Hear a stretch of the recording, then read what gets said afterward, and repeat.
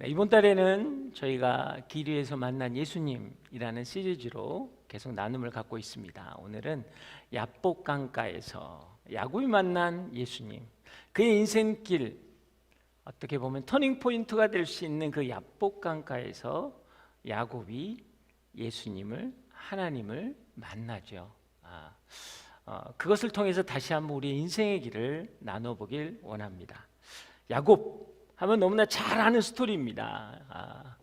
야곱의 이름을 보면 더욱더 야곱이 어떤 사람인가를 알 수가 있죠. 야곱이 부모의 태에서 나올 때 쌍둥이로 나오죠.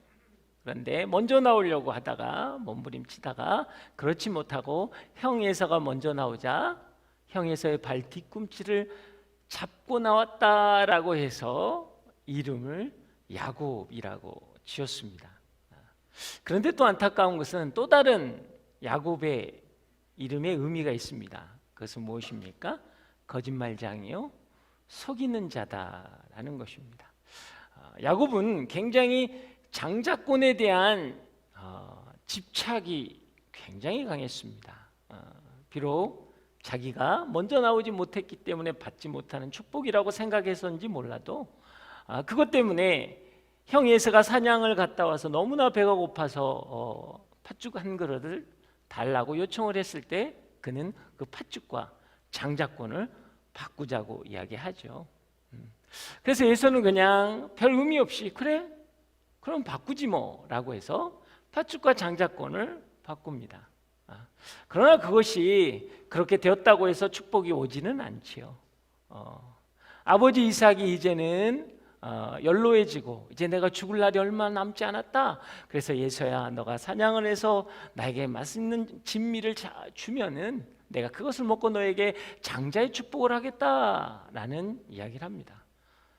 그 소리를 들은 야곱은 모르겠습니다. 어떻게 보면 굉장히 자기 합리적이고 자기 생각대로 한다면, 아니 내가 팥죽으로 장자권을 샀는데 라고 하는 자기 합리화로 했을지 모르지만 아버지를 속이기로 결정을 하죠.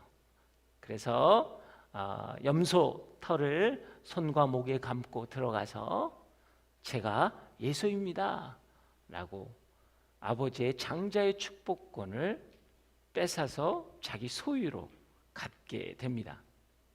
그런데 그렇게 가졌던 장자권의 축복, 그는 그 축복이 축복으로 되어지질 않지요. 결국 형이 알게 되고 형이 내가 너를 죽이겠다라는 소리를 듣고 도망가는 인생을 살게 됩니다. 그리고 가족을 떠나게 되고 20년 생활 속에 거의 나그네와 같은 삶을 살게 되죠.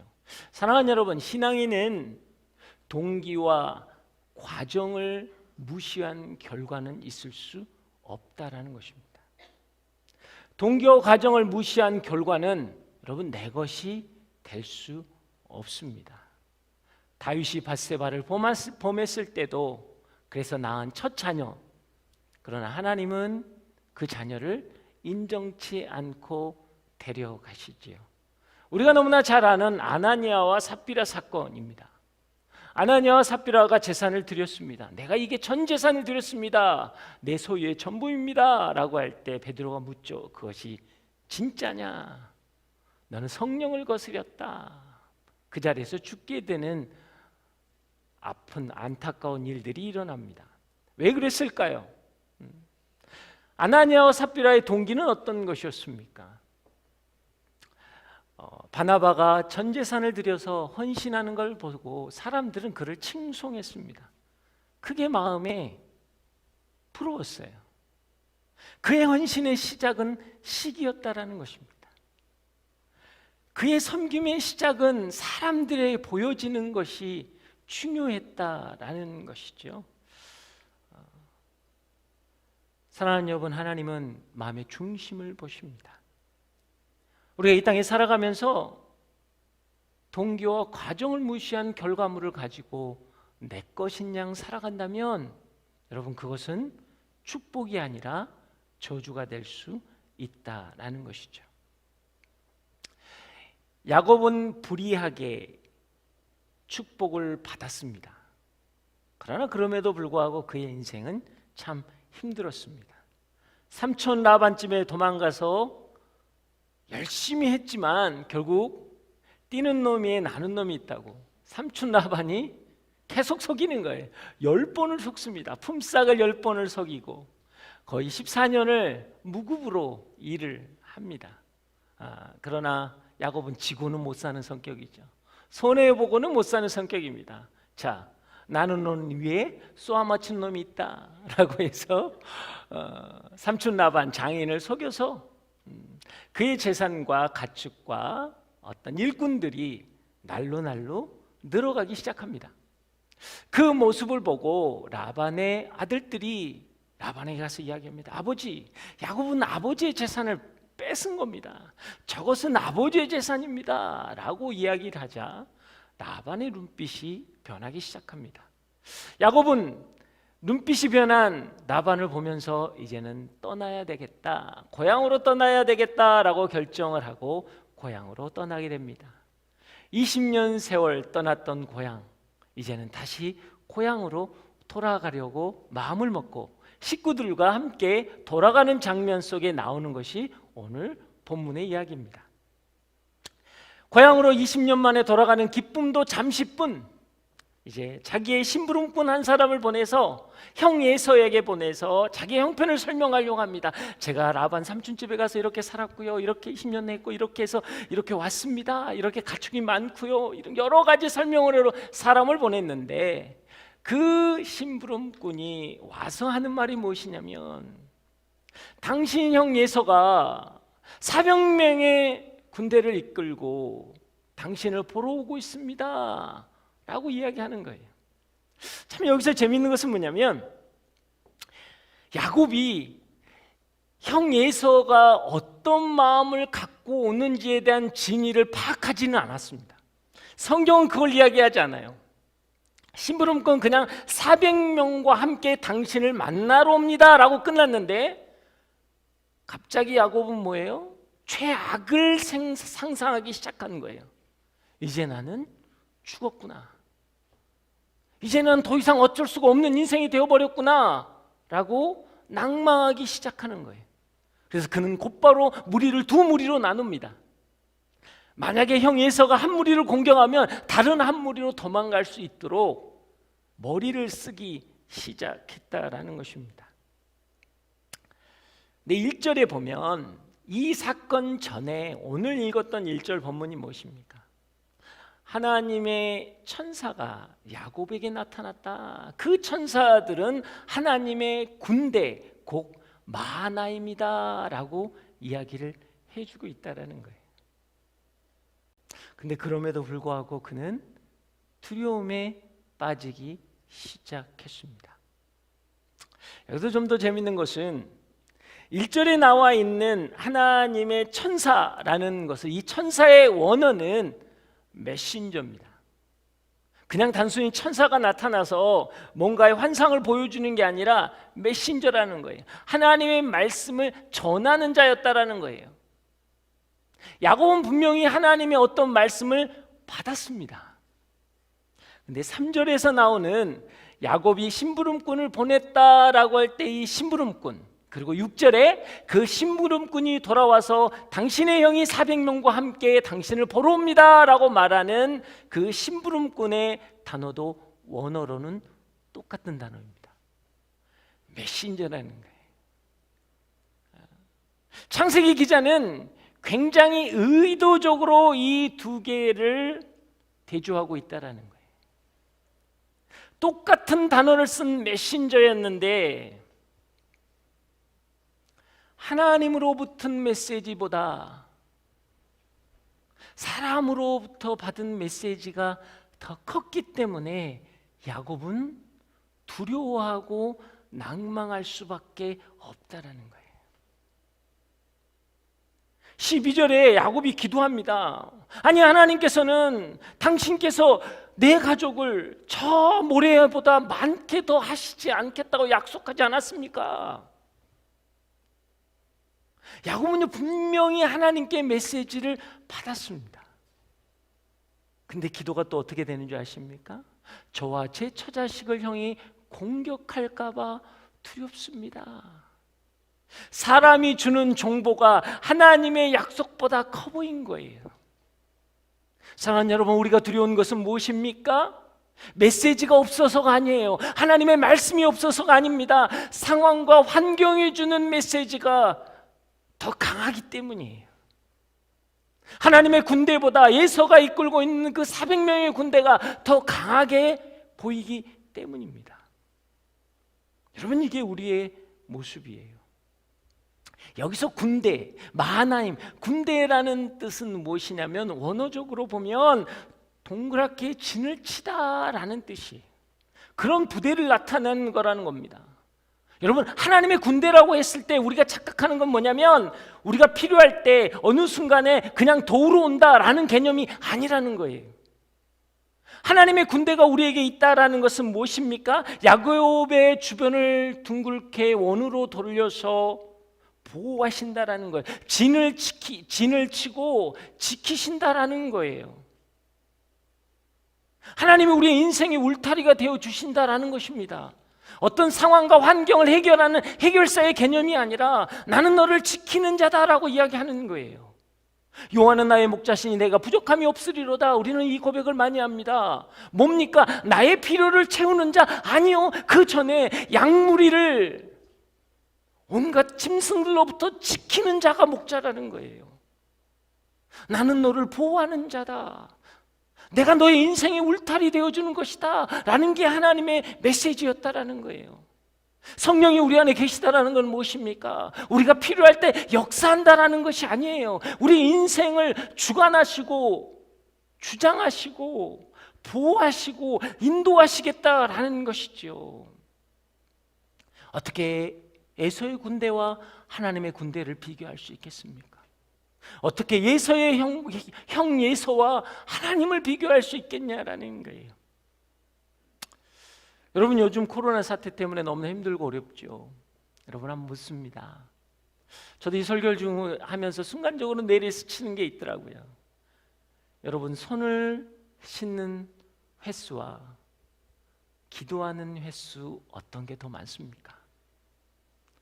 우리는 많은 걱정과 근심이 생깁니다.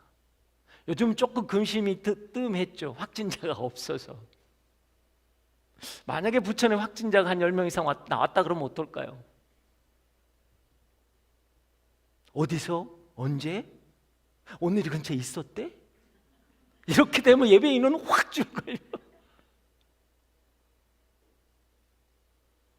여러분, 손을 씻는 횟수와 기도하는 횟수 무엇이 더 많으십니까? 우리가 매일 인터넷을 클릭해서 들어오는 정보, 그 정보보다 하나님에 대한 말씀이 더 많으십니까? 수없이 들어오는 정보가 기도의 리스트가 되고 있습니까?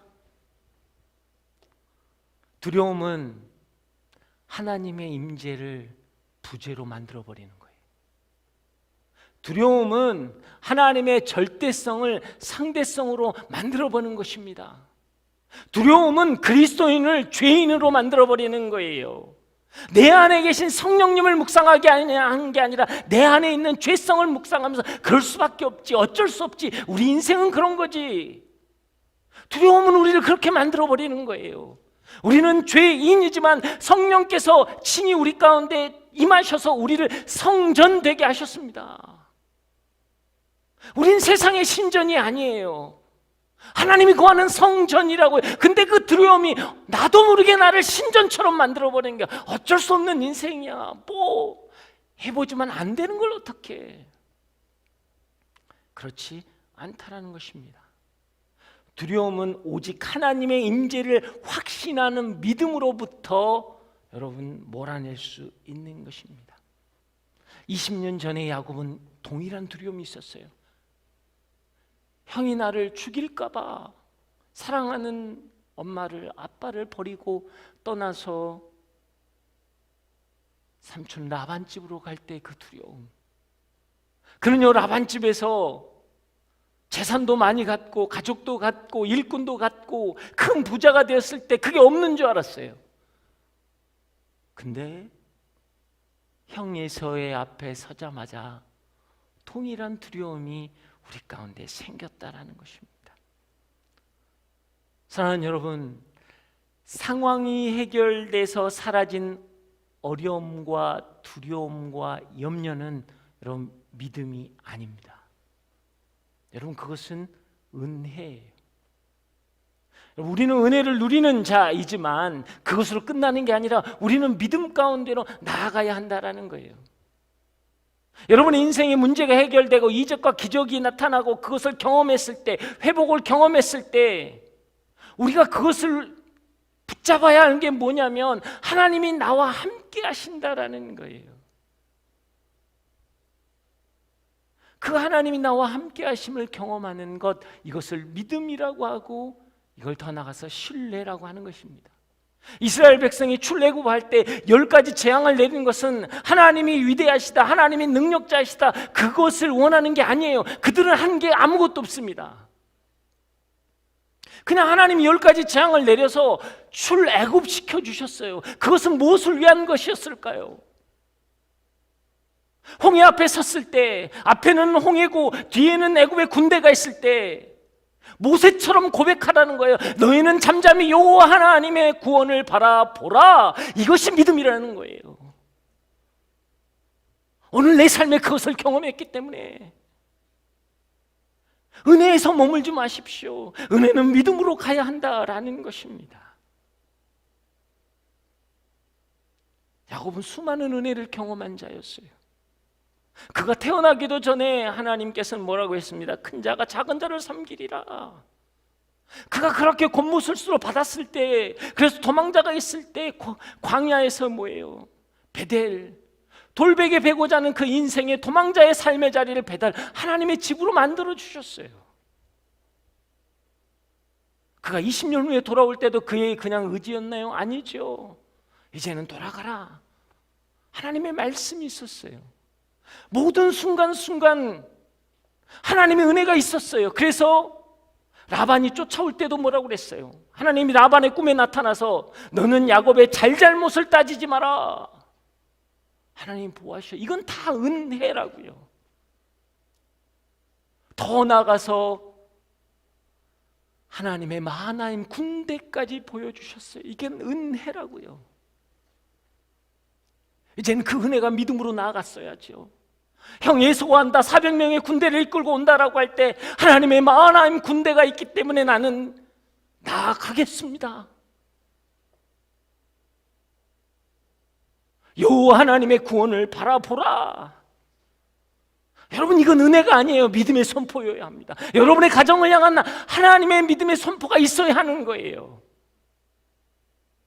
여러분이 경험한 많은 은혜들을 되새겨 보십시오.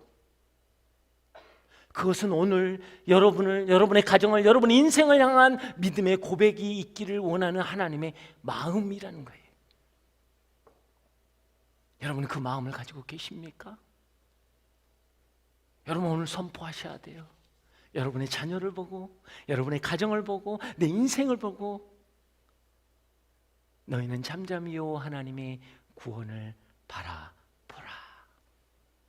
그 은혜가 여러분 가운데 있길 주의 이름으로 축복합니다. 그렇다고 야곱이 기도 안 하는 것은 아닙니다. 야곱이요, 머리는 잘 돌아가요. 그래서 있는 거 다 갖다 붙입니다. 우리 할아버지 아브라함의 하나님, 우리 아버지 이삭의 하나님, 다 갖다 땡길 건 땡겨요. 내가 그 여호와 하나님 앞에 나아갑니다. 그리고 또 약속도 다 땡겨요. 아니 바다의 모래처럼 많게 해주겠다고 하시지 않았습니까? 삼촌 라반 집에 있을 때 가라고 말씀하지 않으셨습니까? 그래서 여기 온 거예요. 약간 겸손도 합니다. 그 축복 은혜를 다 받지 못할 자이지만 저는 그렇게 부족한 자입니다. 말은 잘해요. 말은. 우리 기도할 때 그러잖아요. 나 같은 죄인 살리신. 고백은 잘해요. 정말 죄인인지 아십니까? 여러분의 인생이 정말 하나님이 여러분을 붙들고 계심을 알고 그 고백을 하시냐는 거예요. 내 안에 성령이 계심을 믿고 정말 신뢰하고 그 고백을 하느냐라는 거예요.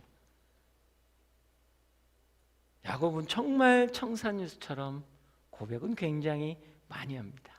근데요, 하나님을 신뢰하지 못하고 응답을 기다리지 못하고 인간적인 방법을 동원해서 시작합니다. 550마리의 가축들을 여러 무리로 나눠서 보내기 시작합니다. 형 에서가 보고 그 선물들을 보고 마음이 풀어져서 나를 용서하지 않을까? 라고 해서 무리를 쫙 보내놨어요. 근데요, 그래도 잠이 안 오는 거예요. 이거 어떡하지? 그래서 뭘 선택합니까? 자는 애들 다 깨우는 거야. 야, 일어나. 여보, 일어나. 다 깨웠어요. 그리고 야복강을 건너게 하고 보냅니다. 내 가족까지도 방패 삼아서 보내고 나는 거예요. 그래서 24절에 어떤 고백이 있냐면, 그가 홀로 있었더라, 그가 홀로 남았더라 라고 이야기합니다. 그가 수단과 방법을 가리지 않고 모았던 모든 것들, 결국 또 본인의 수단과 방법을 가리지 않는 곳에 다 쏟아놓고 사라져버린 거예요. 그리고 그는 홀로 남았습니다. 내 성경은 그가 홀로 남았다라고 이야기하지만 영어 성경은 그렇지 않습니다. Jacob was left alone이라고 되어 있어요. 수동태로 되어 있어요. 원어적으로는 이게 수동태인 거예요. 그가 주도적으로 자기가 계획해서 자기가 판단해서 다 보내고 자기 홀로 남은 것처럼 생각하지만 성경은 그렇지 않다라는 거예요. 홀로 남겨졌다라는 거예요. 하나님의 섭리로 홀로 남겨졌다라는 것입니다. 사랑하는 여러분, 때로는 여러분의 인생 가운데 갑자기 일어나는 수많은 어려움과 고통과 두려움 때문에 홀로 남겨져 있다면 두려워하지 마십시오. 하나님께서 여러분과 1대1로 대면하기 위한 사인일 수 있다라는 거예요. 그때 어떤 사람이 야곱에게 와서 씨름을 하자고 합니다. 그래서 씨름을 하게 되죠. 여기서 씨름은 아바크, 그래서 먼지를 일으키며 격렬하게 싸우다라는 거예요. 저는 여기서 하나님의 사랑을 많이 느낍니다. 하나님은요, 야곱에게 거룩한 성전에 임하도록 하지 않습니다. 야곱아, 단을 쌓고 예배를 드려라, 그곳에 내가 임재하리라 라고 하지 않아요. 갑자기 야곱과 씨름하며 찾아왔다는 거예요. 하나님 야곱을 너무나 잘 아세요. 야곱 그 인생은요, 모든 게 씨름과 같은 인생이었어요. 격렬하게 뭔가를 싸워야 쟁취하는 거였어요. 태어날 때부터 그렇습니다. 형 에서와 싸워서 발 뒤꿈치를 잡으면서 싸우며 태어났던 사람이에요. 삼촌 라반 집에 가서도 온갖 수단을 방법을 가리지 않고 서로 기싸움으로 하며 인생을 싸우며 살았던 그 인생 가운데 하나님이 찾아올 때는요, 당신의 스타일대로 찾아오지 않으세요. 거룩하지 않느냐? 왜 너는 순결하지 않느냐? 왜 너는 예배자로 있지 않느냐? 왜 너는 기도하지 않느냐? 그렇게 찾아오지 않으세요. 그렇다면 우리는 다 낭망하겠죠. 지금 여러분 가장 밑바닥에 있다면 거기에 맞게 오시는 거예요. 그 언어를 사용해서 오시는 거예요. 그래서 우리는 때로는 예수님을 몰라보는 거예요. 예수님이 거룩으로 와버리면요, 우리는 죽습니다. 우리는 감당을 못하는 거예요. 그래서 여러분에게 맞게 찾아오셔서 하나님은 말씀을 하시는 거예요. 여러분, 그 하나님이 여러분이 하나님 되시길 주의 이름으로 축복합니다. 그래서 하나님은요, 하늘을 보는 게 아니에요. 여러분의 주위를 보십시오. 하나님의 손길이 반드시 있습니다. 하나님의 선하심이 있고요, 하나님의 인자하심이 있고요, 하나님의 주권이 여러분의 인생을 붙잡고 있다는 것을 경험할 때 우리 안에 놀라운 역사가 일어나는 것입니다. 그리고 그 사람이 야곱의 환도뼈를 쳐서 부러뜨립니다. 여러분, 이거 환도뼈라는 것은 무엇입니까? 몸의 중심이기도 하고 힘이고 생명을 상징합니다. 그는 평생 장애인으로 살아갈 수밖에 없었습니다. 이것은 무엇일까요? 왜 이렇게 했을까요? 이건요, 하나님이 야곱을 향한 사랑이에요. 너 힘으로, 너 능력으로, 너의 기로, 너의 재능으로 그렇게 살았지. 아니다, 이제는 내 능력으로, 내 은혜로, 내 주권으로 살면 안 되겠니? 이 야곱은요, 약삭 발라서 한 발짝 반 발짝 앞서서 인생을 살았어요. 머리가 잘 돌아가니까 이건 어떡하지? 항상 반박자가 빠른 인생이었어요. 그래 이제 그 인생을 남들보다 두세 박자 느리게 하십니다. 수고하고 무거운 짐진 자들아 다 내게 오라, 내가 너를 쉬게 하리라. 이 말씀이 그에게 임하는 거예요. 여러분, 쉬게 한다라는 것은 무엇일까요? 내가 한다라는 거예요. 하나님이 하시겠다라는 거예요. 때로는 여러분의 인생 가운데 어떤 고난이나 역경으로 여러분에게 스탑을 외쳤을 때 여러분 낭망하고 좌절하지 마십시오. 우리가 하나님 앞에 중심을 가지고 예배자로 서 있다면 하나님이 하시는 것입니다. 그래서 누구든지 나를 따르면 자기를 부인하고 자기 십자가를 지라는 그 십자가, 여러분 십자가는 짐이 아니라 힘인 거예요. 십자가는 고역이 아니라 능력인 거예요. 십자가는 버림받은 자가 아니라 선택받은 자인 거예요. 왜요? 십자가는 아무나 지는 게 아니라 하나님의 아들만 지는 것입니다. 하나님이 지게 한 그 십자가, 그것은 여러분의 인생에 능력되게 할 것입니다. 힘되게 할 것입니다. 소망되게 할 것입니다. 그 은혜가 여러분을 살리길 주의 이름으로 축복합니다. 그런데 왜 그는 그렇게 하나님을 신뢰하지 못했을까요? 저는 이 마지막에 하나님이 야곱에게 너의 이름이 무엇이냐라고 하는 부분을 보면서 참 많이 울었습니다. 여러분, 히브리 문화에서 이름이라고 하는 것은 단순히 호칭이 아니라 인생입니다. 내 이름의 뜻이 무엇이냐? 이것은 너는 누구이냐라는 거예요. 어떻게 인생을 살아왔느냐, 어떤 성격과 어떤 성품으로 앞으로 어떻게 너의 인생을 살아갈 것이냐라는 질문이에요. 우리는 문제가 급한데 하나님은 영혼의 실체에 대해서 지금 묻고 계시는 거예요. 야곱은요, 사실 부모의 편애라는 잘못된 것 때문에 많은 상처를 받았습니다. 아버지의 사랑에 대한 굶주림이 있었어요. 형에서는 정말 힘도 세고 털도 많이 나 있고, 그래서 굉장히 위축되고 많이 어려웠어요. 에서를 보면 본인에게 있어서는 컴플렉스가 생기는 거예요. 그래서 그는 장자가 되고 싶었어요. 그래서 그 장자권을 위해서 살아갔던 사람이. 근데 하나님이 에서에게 묻는 거예요. 야곱에게 언제까지 장자권을 사로잡혀 살래? 사랑에 굶주리고 컴플렉스에 언제까지 갇혀서 살래? 언제까지 장자권을 받아야 행복하다고 하고 살래? 라고 이야기하는 거예요. 왜요? 야곱이 그 길을 떠날 때 아버지를 먼저 만나고 갔잖아요. 아버지가 그렇잖아요. 너 누구냐? 저 에서입니다. 저 에서입니다라고 했거든요.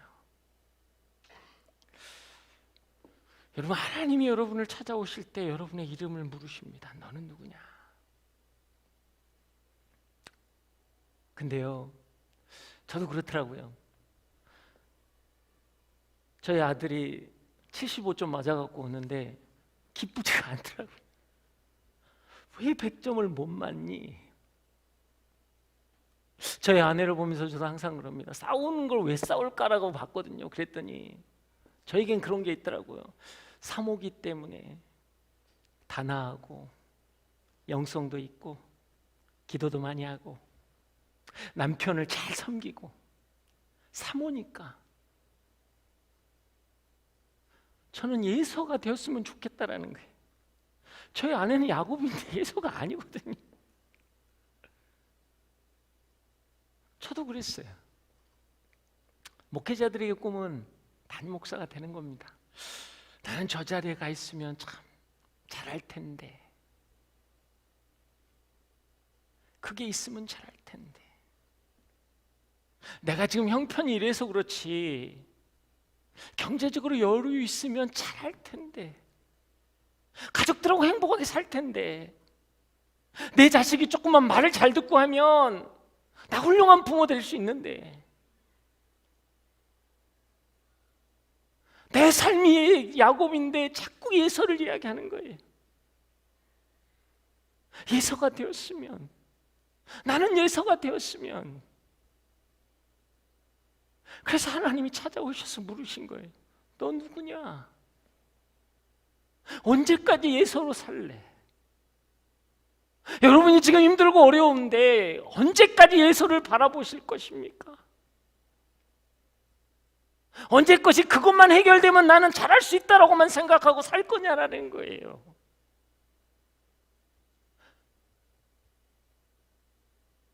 여러분, 야곱을 환대뼈를 치고 씨름을 끝났다고 해서 축복하지 않아요. 여러분, 그냥 가려고 하는데 야곱이 붙들거든요.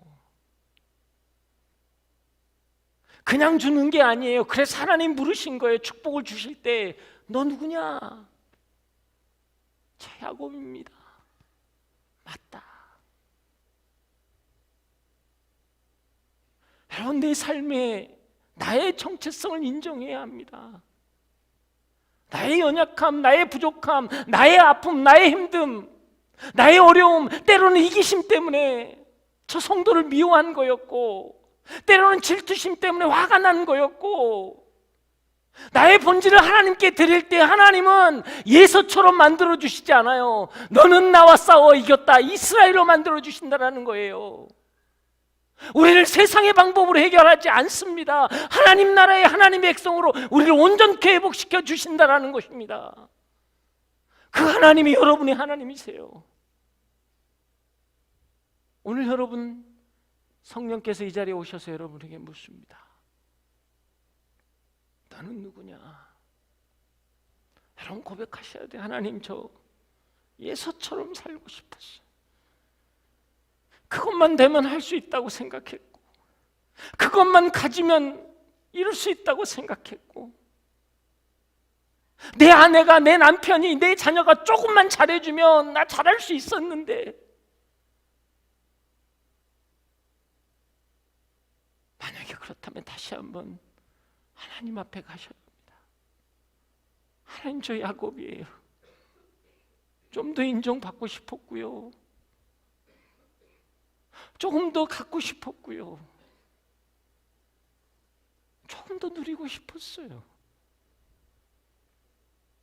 그럴 때 하나님께서 여러분을 이스라엘로 바꿔주실 것입니다. 그 은혜가 여러분 가운데 있길 주 이름 축복합니다.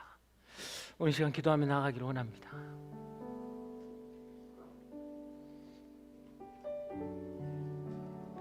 하나님, 경제적으로 넉넉해지면 참 잘 섬길 수 있을 텐데, 자녀가 잘 되고 순종하면 행복한 가정이 이룰 수 있을 텐데, 내 남편이, 내 아내가 좀 더 이해해주면 다 좋은 배우자 될 수 있었을 텐데, 우리 순이 조금만 은혜스러우면 다 열심히 섬길 텐데, 언제까지 예서의 가면을 고집하고 사시겠습니까? 오늘은 그 가면을 벗으셔야 합니다. 하나님, 저 야곱입니다. 하나님, 저 야곱입니다. 그 고백을 할 때 하나님의 놀라운 은혜가 우리 가운데 있을 것입니다. 주님, 역사하여 주시옵소서. 야곱 같은 내 인생을 다시 한번 주 앞에 나아가기를 원합니다. 내 입술의 고백이 내 영혼을 살릴 것입니다. 하나님 앞에 예배자로 나오는 자마다 회복의 역사가 있게 하여 주시옵소서. 주님, 은혜 내려 주시옵소서. 다 함께 기도하며 나아가겠습니다. 사랑의 하나님 아버지, 주님, 주여 만져주시옵소서. 아버지여,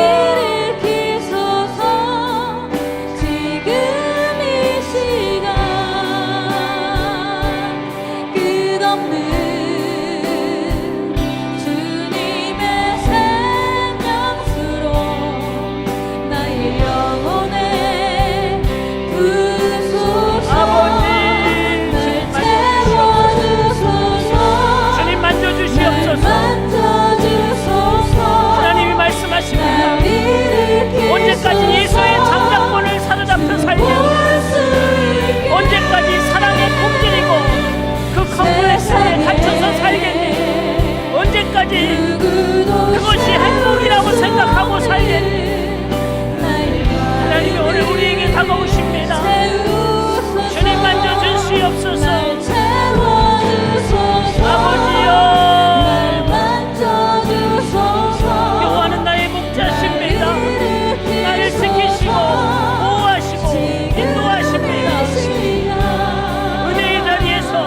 믿음의 자리로 나아가기를 원합니다.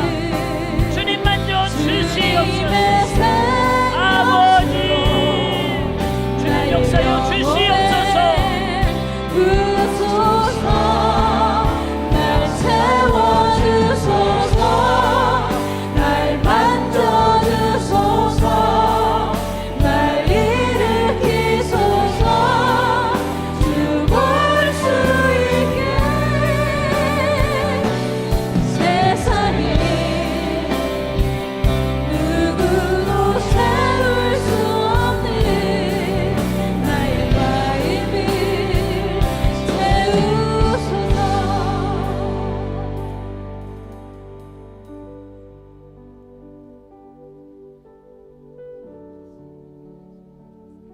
사랑하는 여러분, 하나님은 당신의 약속을 믿지 못하고 몸부림치는 그 인생에게 찾아오시는 거예요. 야복강은 강력한 기도가 있었기 때문이 아니라 믿음이 없었기 때문에 하나님이 찾아오신 거예요. 위대한 영성 때문에 이스라엘이 된 것이 아니라 나는 야곱입니다. 자신의 초라함에 직면했기 때문에 이스라엘이 된 것입니다. 오늘 그 하나님 앞에 여러분 나아가셔야 돼요. 그 하나님을 신뢰하셔야 돼요. 내가 부모인데 내 고집대로 했습니다. 애들 잘 되라고 했지만 내가 듣지 않고 내 고집대로 했던 내 야곱입니다. 내 부모 보면서 내가 불만이 있었습니다. 왜 저렇게 사시는지, 왜 저거밖에 못하시는지. 나는 야곱이었습니다. 하나님이 이 야곱이 하나님께 나아갑니다. 질병 때문에 두려웠고, 건강 때문에 두려웠고, 재정적인 것 때문에 우측됐던 내 인생 야곱입니다. 오늘 그 야곱이 하나님 앞에 나아가기를 원합니다. 하나님, 이 야곱을 불쌍히 여겨 주시옵소서. 야곱 같은 내 인생을 하나님께 드립니다. 주님, 나에게 찾아오셔서 오늘 내 영혼을 만져주시옵소서. 그런 믿음의 선포를 하신 분은 오늘 시간 그 자리에 일어나십시오. 하나님, 전 야곱입니다. 부모로서 야곱이었습니다. 자녀로서 야곱이었습니다. 배우자로서 나는 야곱이었습니다. 내 배우자가 예서가 되기를 원했습니다. 내 자녀가 예서가 되기를 원했습니다. 하나님, 그걸 놓지 말고 난 놓지 못하고 살았습니다. 오늘 이 시간 하나님께 인정합니다. 주님, 나를 불쌍히 여겨 주시옵소서. 믿음으로 고백할 때 하나님께서 우리를 만지실 것입니다. 그 하나님이 우리를 살리실 것입니다. 주님, 역사하여 주시옵소서. 주님, 붙들어 주시옵소서. 다시 한번 기도하며 나아갑니다. 사랑의 하나님 아버지, 오늘 이 시간 기도하며 나아갑니다. 주님 말씀하실 때 우리가 듣기를 원합니다. 주님 붙잡아 주시옵소서. 아버지, 역사하여 주시옵소서. 하나님에게 시선을 옮기기를 원합니다. 하나님의 은혜가 우리를 붙들고 있음을 고백하게 하여 주시옵소서. 성령께서 오늘 이 시간 우리 가운데 함께 하십니다. 너희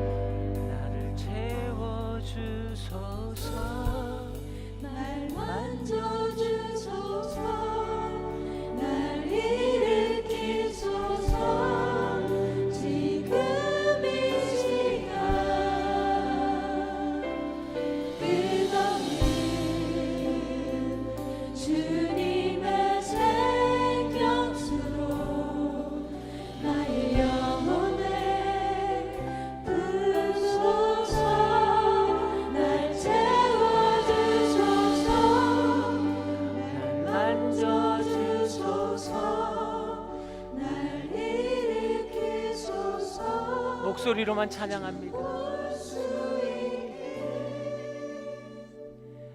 세상에 누구도 채울 수 없는 나의 마음을 날 채워주소서. 우리 모두 두 손 들고 찬양하기를 원합니다. 맡겨주소서. 날 일으키소서. 지금 이 시간 끝없는 주님의 생명수로 나의 영혼에 부으소서. 날 채워주소서. 날 만져주소서. 날 일으키소서. 주 볼 수 있게 세상에 누구도 채울 수 없는 나의 마음을 채우소서. 나를 채워주소서. 나를 만져주소서. 날 일으키소서. 지금 이 시간 끝없는 주님의 생명수로 나의 영혼에 부으소서. 날 채워주소서. 날 만져주소서. 날 일으키소서. 주 볼 수 있게 세상에 누구도 채울 수 없는 나의 마음을 채우소서.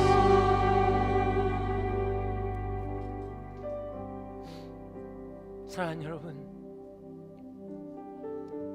예수님과 제자들이 배를 타고 갈 때 갈릴리 호수에서 풍랑이 일어났습니다. 주님은 주무시고 계시고 제자들은 죽을 것 같았습니다. 제자들은 풍랑을 멈출 수 없습니다. 그러나 제자들이 주님을 깨우기 시작합니다. 주님, 우리가 죽게 되었습니다. 주님이 일어나셔서 풍랑을 잠잠케 하셨습니다. 우리는 풍랑을 잠잠케 할 수 없지만 우리는 주님을 깨울 수 있습니다. 우리가 예수의 이름으로 기도할 때 우리의 영혼들은 변화가 일어날 것입니다. 나는 야곱이지만 우리가 기도할 때 우리는 이스라엘이 될 것입니다. 하나님과 게르와 이겼다, 하나님이 하시겠다라고 하는 그 놀라운 역사가 우리 가운데 있게 하여 주시옵소서. 하나님, 우리 가정 이제는 예수처럼 살지 않겠습니다. 비록 야곱이지만 내가 입술로 고백할 때 이스라엘 될 것을 선포하며 나아갑니다. 주님 은혜 내려 주시옵소서. 주님 붙들어 주시옵소서. 이 모든 말씀 예수님 이름으로 기도합니다. 아멘. 하나님께 영광과 존귀와 찬양의 박수 올려드리길 원합니다. 아멘.